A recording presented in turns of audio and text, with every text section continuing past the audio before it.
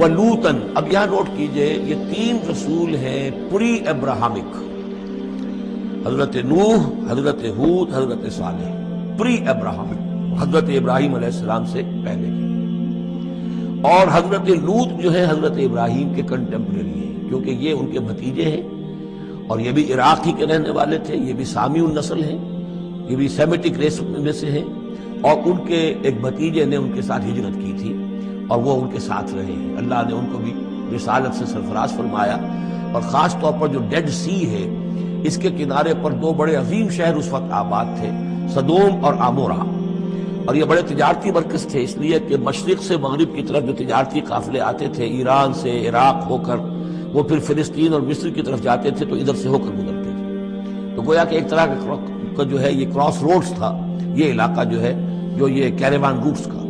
اس حوالے سے ان کے لیے بڑی وہ خوشحالی تھی۔ لیکن یہ کہ اس قوم کے اندر یہاں جو قوم آباد تھی، حضرت لوط ان میں سے نہیں تھے، اس قوم میں سے نہیں تھے، وہ تو آئے تھے حضرت ابراہیم کے بھتیجے عراق کے رہنے والے، لیکن جو لوگ یہاں آباد تھے ان میں یہ خباثت پیدا ہو گئی تھی جسے سوڈومی کہا جاتا ہے، یعنی یہ کہ مردوں کا آپس میں جنسی اختلاط جو ہے اس کی وجہ سے یہ ہے کہ ان کے اوپر عذاب آیا ہے، تو یہ ان کی طرف بھیجے گئے ہیں حضرت لوط علیہ السلام۔ نوٹ یہ کرانا ہے کہ حضرت ابراہیم کا ذکر یہاں بیچ میں سے نہیں کیا گیا، اس کی وجہ کیا ہے یوں سمجھیے وہ نکال کر اور وہ سورہ انعام میں رکھ دیا گیا ہے، جوڑ دیا گیا ان دونوں صورتوں کو کہ انباء الرسل سب کے سب اس میں جمع ہو گئے، اور چونکہ حضرت ابراہیم کی قوم کے ضمن میں اس طرح کا واقعہ مذکور نہیں ہے واللہ عالم، لیکن قرآن میں صراحتاً مذکور نہیں ہے، لہذا وہ ایک علیحدہ نوعیت کی شے ہے، وہ قصص النبیین کے ٹائپ کی چیز تھی جو ہم پڑھ چکے ہیں سورہ انعام میں، یہ انباء الرسل چلے آ رہے ہیں، لہذا یہاں حضرت لوط کا ذکر براہ راست شروع ہو گیا ہے، حضرت ابراہیم کا سرے سے ہے ہی نہیں۔ ان چیزوں کے اندر ایک ربط ہے منطقی۔ وَلُوطًا إِذْ قَالَ لِقَوْمِهِ، اور ہم نے بھیجا لوط کو جبکہ کہا اس نے اپنی قوم سے، جا کے جہاں آباد ہو گئے تو وہ قوم ہو گئی لیکن یہ اس قوم سے نہیں تھے خود۔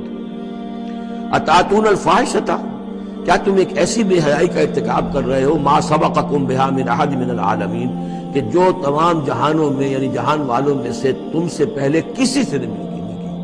یعنی یہ کہ انفرادی کوئی فعل کہیں کو ہوتا ہو اور بات ہے، لیکن اس کو ایک اجتماعی پورا قوم کا شعار بنا لینا، کھلم کھلا کرنا، اس پہ کوئی شرمانے کی بجائے اور اکڑنا، وہ یہ ساری چیزیں جو تم کر رہے ہو تو یہ تو وہ چیز ہے کہ دنیا کی تاریخ انسانی کے اندر شاید اس کی کوئی اور مثال نہیں۔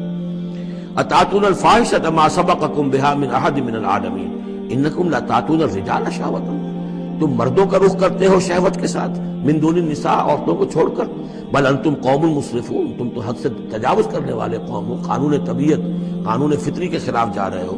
وما کان جواب قومہ، تو نہیں تھا اس کی قوم کا کوئی جواب، الا ان قالوا، سوائے اس کے کہ انہوں نے کہا، اخرجوہم من قریتکم، نکالو ان کو اپنی بستی سے، انہم اناس یتطہرون، یہ بڑے پاک باز لوگ ہیں۔ یعنی جواب تو کوئی نہیں تھا، کوئی دلیل نہیں تھی، کوئی عذر نہیں تھا، یا یہ کہ کوئی معذرت کرتے، کوئی شرماتے، انہوں نے الٹا کہا کہ یہ چونکہ لوط جو ہے یہ اب وہاں پر آباد تھے، ان کی بیٹیاں بھی تھیں، ان کی بیوی بھی تھی، لیکن بیوی جو ہے وہ اسی قوم میں سے تھی، وہیں جا کر کہیں شادی کی ہے، اور وہ اپنی قوم کے ساتھ ہی ملی رہی ہے، اسی لیے وہ جو عذاب جب آیا ہے ہلاکت کا تو وہ بھی ہلاک ہوئی ہے، یہ صرف اپنی بیٹیوں کو لے کر نکلے ہیں وہاں سے۔ لیکن انہوں نے کہا کہ یہ جو گھرانہ ہے یہ لوگ بڑے پاک باز بنتے ہیں، ہمیں کہہ رہے ہیں کہ ہم بہت برا کام کر رہے ہیں، گویا کہ یہ بہت بڑے پاک ہیں، صاف ہے، تو انہیں نکالو، ہم گندوں میں ان پاک صاف لوگوں کا کیا کام؟ اخرجوہم من قریتکم، نکالو انہیں اپنی بستی سے،